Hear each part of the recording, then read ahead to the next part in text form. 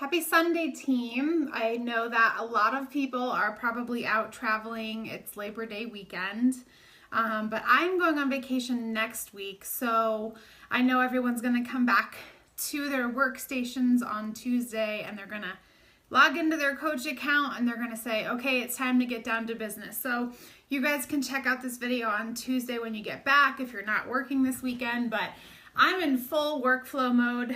You know, I've got a baby coming this winter, and I have big plans with the UK launch, and so this weekend has been go, go, go.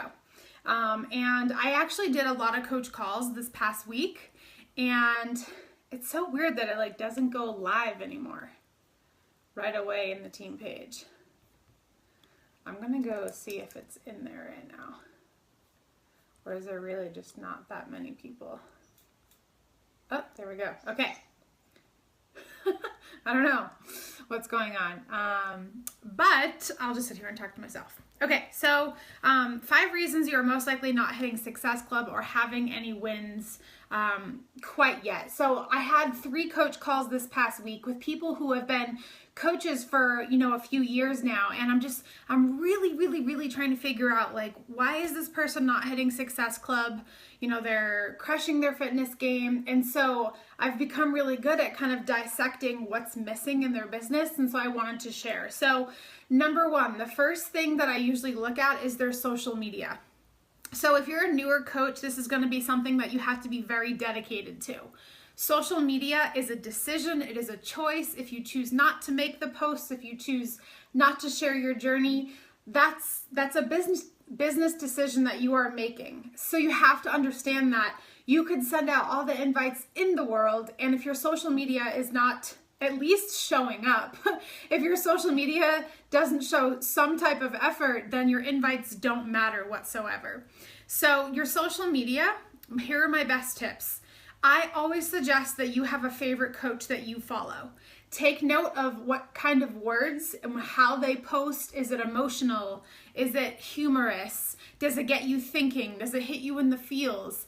If you guys are wondering how I've become strong in social media, it's because I've followed other successful people, and I said, wow, that person made a really good point, and it made me think in such a way, and then I duplicate that. And so you guys can very easily follow successful coaches, and I have a resource for you in the albums to follow top coaches.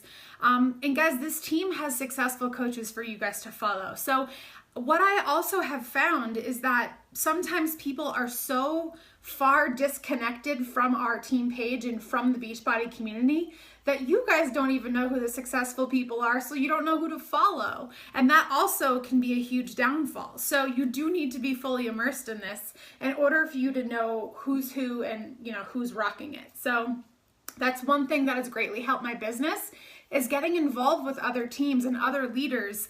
And if you're wondering how I've kept my business going for 4 years, it's that I always have someone to bounce ideas off, or mastermind, or start a new focus, or ask them what they're doing. So you can't be an island in this business. You have to become a part of this community, which is why going to things like Super Saturday is a big deal.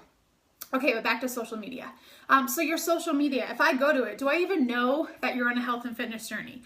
Do I know that you are holding yourself accountable, showing up every day, and doing the hard things? Do I know that you're on a personal growth journey? Do I know that you are meal planning? Do I know that you're a busy mom or a busy dad? What do I learn from you from your social media? Or do I just see you just being a normal person that isn't running a health and fitness business on social media? I'm not saying that your entire social media needs to be all the time about what we do, but why not? I was able to create an income on social media, and so to me, it's like a duh moment. I'm gonna make 90% of my posts about what I'm up to because it is my business. So for those of you that have said, and especially those that are in the no bullshit group with me right now, you have told me that you want this business, and you told me that you want to create something of this. So that means that you're gonna have to make your social media a business. That's just what we do. Okay, and that's how we grow businesses in today's world. 5 years from now, who knows what the heck we'll be doing, but right now this is what we're doing, and you have to keep up with it. So you got to gut check your social media, ask your upline, ask your team to check your social media. I've been working with some of the leaders on our team, and I said, hey, are you guys like critiquing your coach's social media? And some people have said, well, my team doesn't like being critiqued. Well, number one, that's a shame for coaches who aren't open to constructive criticism. You're not going to go very far with this if you're not open to it. And secondly, it's like I still critique myself all the time, and I ask for critiques, and I compare myself to other people all the time in a good way. I'm like, hey, am I living up to the standard of people who are crushing this business? And I think you have to be able to do that to be successful. If you just live in this little bubble and just keep marching forward and never course correct and evolve with how this business evolves, it's going to be really hard for you. So you've got to be open to constructive criticism. And if your coach is offering it, you got to take it. It's not cool. That means you're not being coachable. Okay, so go check your social media. And I have given you guys so much social media training. And I'm actually going to do a new one on September 18th. So number 2, one of the 5 reasons you are most likely not hitting Success Club or having, oh, hello. Hi, Craig. The comments were just popping up. Number 2, 5 reasons, one of the 5 reasons you might not be having any wins is, are you committed to your own fitness and wellness journey? So my heart has been broken lately because some people think that they have to be perfect. And I scratch my head because where in the world do you feel like you have to be perfect to be a fitness coach? This team is made up of so many people who have life trials. I'm pregnant, guys. I'm not even working out 5 days a week right now. And it shows on my social media. And I talk about it on my social media. And I'm being open. So I don't know why you guys think you have to be perfect to be good at this. I have really tried to preach the whole, I need you to be dedicated. I would rather you work out 4 to 5 days a week out of the entire year and do your best than for you to think falling off or eating a brownie or, someone saying something bad means that like your coach career is over. So your wellness journey is always going to be evolving. Now here, I'm going to be blatantly honest because I'm saving this to my YouTube for coaches down the line. When you take a break from this business, you take a break. Your business literally stops. That's the one thing about network marketing and residual income. So this isn't like you go on vacation from your job for a week and then you come back. Like at a certain level, I could do that. I could take a week off, 2 weeks off. I could take a month off and I'd still be getting paid. But guess what happens? My challengers, my clients, my Success Club, all of that just as it would be for anyone else, I suffer in that department. So taking a break and taking a step back will greatly affect your business. So to each their own. I'm just here to help you guys understand that this is a very different business. This is a business that does involve full immersion. So, the longer the breaks that I've taken in my business, man, it really, really, really does show up. June 2017, this year, was one of the hardest months I had because I had to take a break in my first trimester. It was really, really hard for me and it showed. I barely hit Success Club. And that's typically unlike me, but I had to rally for it. And so one of the other things that I put along with this fitness wellness journey and how committed you are, not perfect. Please do not mistake the word committed with perfect. That is not what I'm saying. But if I go to your page and I see you falling off and on every single week, I don't think you're committed. But if you have a day or two here and there, whatever, that's a different story. But are you fully immersed in a challenge group? You will never be a good coach if you're not a good challenger, because you need your challengers to get results for you to have results in your business and to keep people on their shakes and to keep people trying new things. And sometimes the best challengers become the best coaches. So you have to kind of gut check yourself as well and make sure that you're engaging in a challenge group. So number 3, I know I'm being long-winded here, but I just have so much on my heart to share because I'm really starting to uncover where people are missing. And I think number 3 this week was the biggest one that I learned. And it's messaging versus inviting. So I've showed you guys what I say when I message someone. I show you guys how I invite, and I tell you how many people I invite. So I just want you to know that messaging someone does not mean you're inviting them. We have to make sure that we're differentiating those two things. So I had a coach call this week with someone that I was like, all right, like let's dissect what's going on. And she's like, I'm talking to 50 plus people every day and it's exhausting. And I was like, okay, well, how many of those people are you inviting to your challenge group? And I started to dig and peel back the layers. And that's where I realized that she was spending so much time just talking to people rather than allowing her social media and her invite to do the work for her. So I've tried to kind of show you guys my flow a little bit, but when I add a new friend on Facebook, I just thank them, I ask them a question, I compliment them, and I hope that they have a good day, and I kind of send them on their way. If my social media is good, I'm going to assume that that person's going to join one of my groups at some point, because if my social media is good, they will be liking and commenting on my posts. Therefore, then the door is open for an invite. Again, back to why social media and showing up and showing you're committed. You can't invite someone to a health and fitness challenge group or a wellness group if they don't see you doing the work. Does that make sense? I know people are always worried about feeling scammy or feeling pushy. I don't expect you guys to just blast out 50 invites. You've got to do the other pieces first for that to all come together. Because then when I invite people, I have a really easy conversation about how awesome my group is and why they should join. And then they typically join, whether it's that month or a following month. Gotta have the social media. You have to be committed in some way, shape, or form. And then when you're messaging them, thanking them for adding you, down the road, when your social media is rocking, maybe that week, maybe the following week, they're gonna like what you're sharing. And then that's when I invite people. Hey girl, thanks so much for the support on my post today. Are you on a health and wellness journey as well? And so that kind of brings me to the second point of that's an invite. Opening up the door to talk about health and wellness. So messaging and connecting does not mean, like you could message 100 people today, but if you never get to the invite, we're not inviting. Okay, so let's make sure we make that clear. And also what to say. I keep it simple. One thing I worked on with coaches for the last year is getting to the invite. So I don't spend like 10 messages back and forth necessarily. If someone is liking and commenting on my stuff, I'm going for the invite. So you just got to go for it. But I'm not just cold messaging someone inviting them if they haven't liked and commented on my stuff. But if they're supporting what I'm doing and being like, hey, that's awesome, that to me is an open door. Okay, so on Instagram, it's a little bit different. I guess really not, but I don't friend request people on Instagram. I am putting out and hashtagging really awesome things on social media. I show up in my stories every single day. I share with people what I'm doing.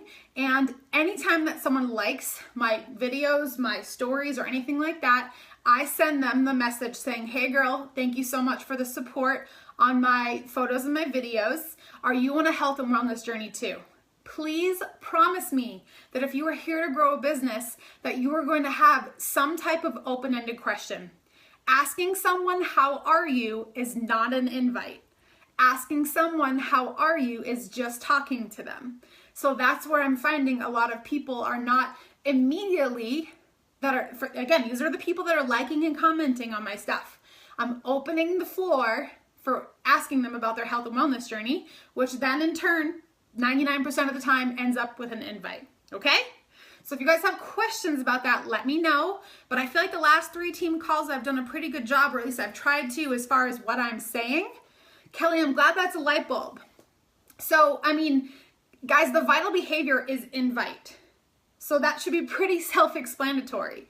You have to message, add, and connect with new people. That is a separate part of your to-do list. Inviting people is going to come from the people that you've been talking with. Does that make sense? Okay. Point number 4, probably the hardest one for newer coaches to get, or I guess not even newer coaches, it's probably easier for newer coaches, but groups. I've begged and pleaded you guys to create free groups based on the happiness project outline I gave you. Whether or not you do that, it's totally up to you. But if you don't have a group that you have put some elbow grease and time into creating, like I do every single month, What are you inviting someone to? Then the social media, then the messaging, and then the inviting. It doesn't matter. You need to have a group that you have put time and love into, whether it's free or a paid challenge group. You need a group. I would not hit Success Club if I didn't have a group, because what happens is I think of the content, I think of the topic, and then I go and I start inviting, because I'm so proud of the work and the time that I spent doing it that I want so many people in it. So right now my Warrior Babes group is going awesome. There's 32 people in there. Granted, there are some coaches and their clients in there, but I have a close, tight-knit group of people, including my Success Club 16 from August. That's how I filled that challenge group. You need to have groups to invite them to, because otherwise, if you're like, are you on a health and wellness journey, and you're like, hey girl, why don't you join my online accountability group, and then you don't have one, you're right. You're probably not going to invite people. You're not going to be confident to talk to them about that. So becoming a business builder is part of putting in time. And that's why I am not the coach that ever tells you guys that you can grow this business in 1 hour a week.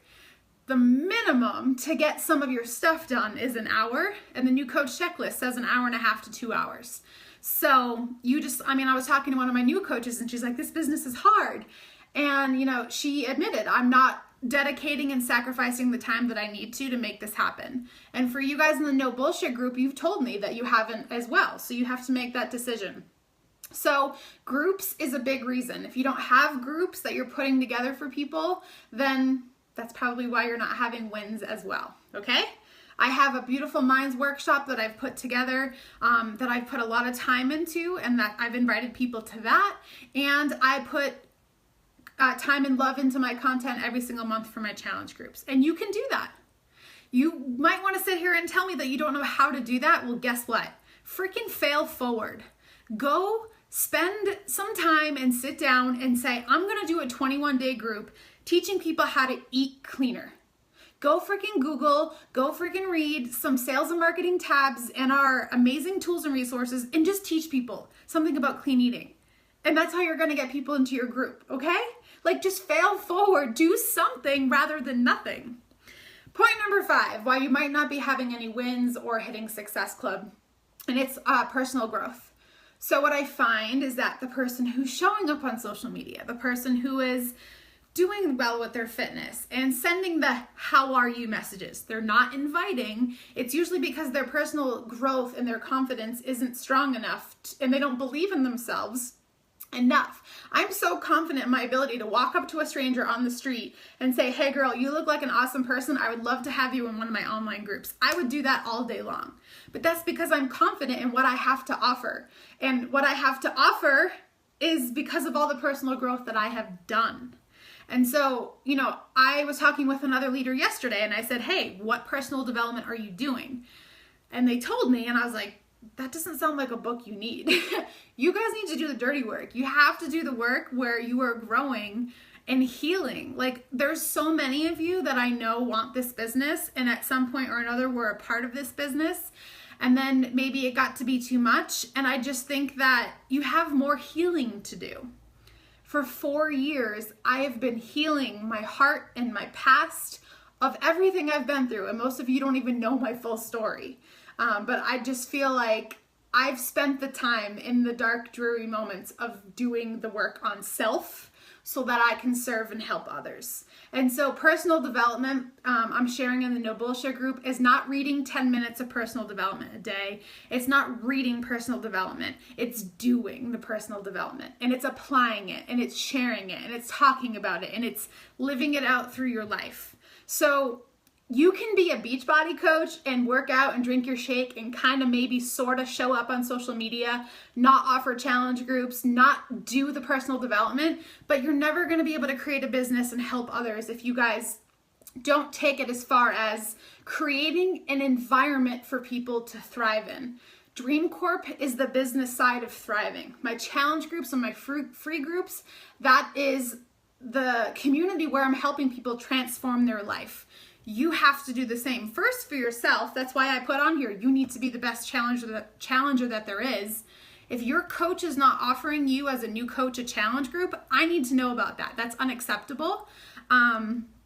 And I mean that because that's not fair to, if you're enrolling someone and you're not offering them groups, that's not fair.